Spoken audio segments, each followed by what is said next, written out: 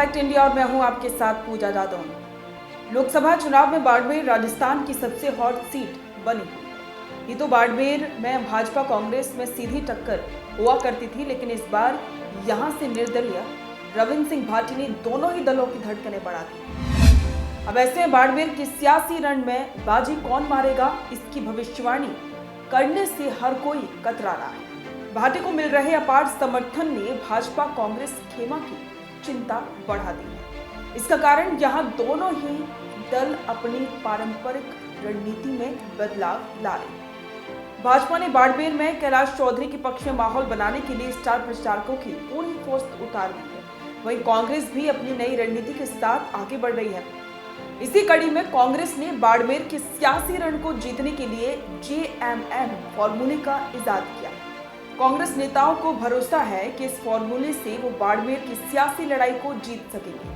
दरअसल बाड़मेर लोकसभा सीट पर पिछले 2 चुनाव में कांग्रेस को हार का सामना करना पड़ा था। भाजपा नेतृत्व वाले NDA ने प्रदेश की 25 की 25 सीट जीती, लेकिन इस बार कांग्रेस ने अपना खाता खोलने की शुरुआत बाड़मेर जैसलमेर सीट से करने का प्लान बनाया। कांग्रेस का JMM फॉर्मूले के दम पर इस सियासी लड़ाई को जीतना चाहती है और इस प्लान को धरातल पर उतारने के लिए पूर्व CM अशोक गहलोत स्वयं लगे हुए।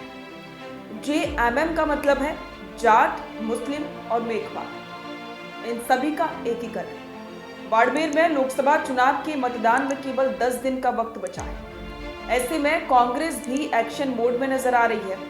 एक बार फिर से JMM फॉर्मूले आजमाए जा रहे हैं, जिसके चलते कांग्रेस जाट के साथ साथ मुस्लिम मेघवाल गठबंधन बनाने में जुटी हुई है। कांग्रेस प्रत्याशी उम्मीदवार बेनीवाल जाट समुदाय से आते हैं और RLP में रहते हुए जाट नेता के रूप में भी उनकी समाज में अच्छी पकड़ रही है।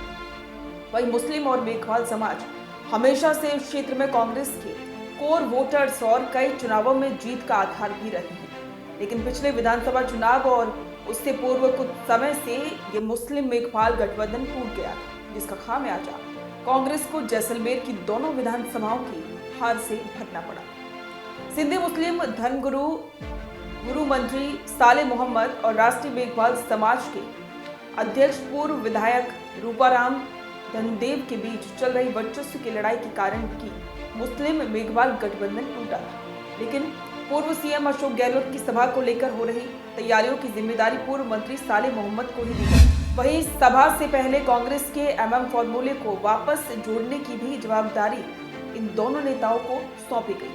सूत्रों की माने तो कांग्रेस नेतृत्व ने CM अशोक गहलोत को साफ बोल दिया है कि ये सीट निकालना जरूरी है और यही कारण है कि साले मोहम्मद और रूपाराम के बीच की लड़ाई को खत्म करने का बीड़ा पूर्व CM अशोक गहलोत ने उठाया। जैसलमेर में सभा करने के साथ ही कांग्रेस JMM गठबंधन के रूप में बड़ा दांव खेल सकती है। इस सीट पर 4.5 से 5 लाख के करीब जाट मतदाता हैं, तो वहीं 3 के करीब मुस्लिम मेघवाल मतदाता भी हैं।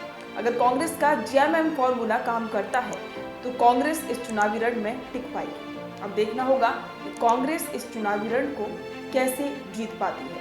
अशोक गहलोत की बाड़मेर में सभा का क्या असर पड़ता है, ये भी वक्त बताएगा। इस पर आपके विचार हमारे साथ साझा करें और बने रहें द फैक्ट इंडिया के साथ।